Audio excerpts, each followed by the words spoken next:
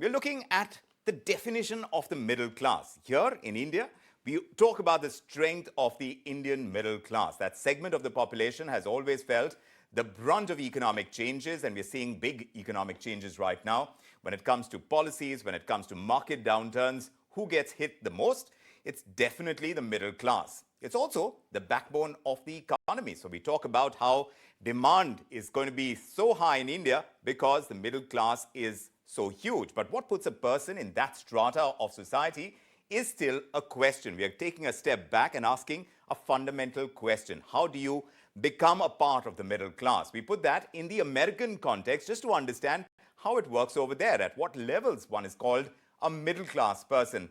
Take a look at this report. In fact, earlier this evening, I tried to break down the American middle class and how it varies in different cities, how expensive it is to live in different cities in the United States, from New York to Los Angeles to San Francisco. It really can be a sea change. So I tried to explain that. Here's a look at it.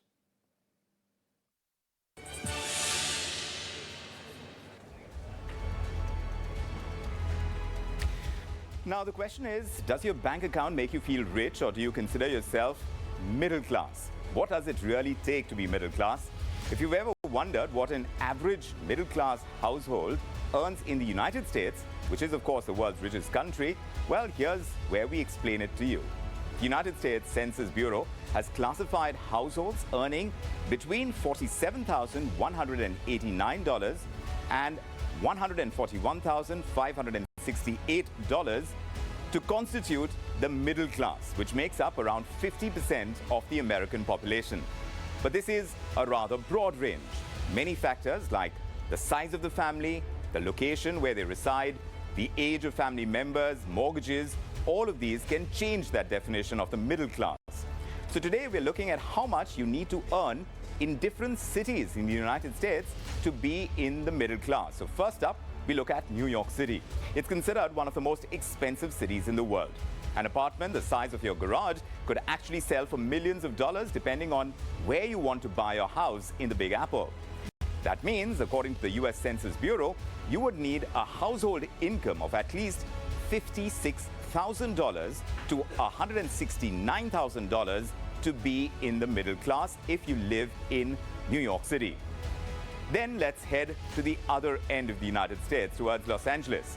The entertainment capital of the world, it's home to Hollywood stars and beautiful beaches. And if you want to be a middle-class household in this beautiful city of Los Angeles, you'd want your employer to write you a check for at least $55,000. Then let's consider Washington, D.C. It's home to the President of the United States. A household here needs to earn a minimum of $74,000 to qualify as middle class. And unless you're earning more than $221,000, don't even dream of playing golf or driving into office in a limousine here. And then there's a reason why San Francisco is called the Golden Gate City. No, it's not just because it's home to the Golden Gate Bridge, but also because you would need a golden ticket to call yourself a middle-class household in that city. Households that earn less than $77,000 are thought to be struggling economically in San Francisco. So these, in a nutshell, were the most expensive cities in the United States where you would have to go a long way to call yourself a middle-class household. But really, don't worry, there are some other cities where the ticket to middle class may be a tad easier, and these include cities like Houston, Detroit, and Tampa. More than 60% Americans were considered middle class back in the year 1971, which is 4 decades later.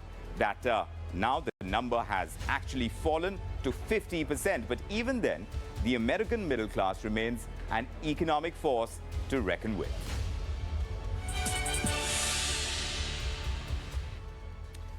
We hope that puts in context for you what really defines middle class.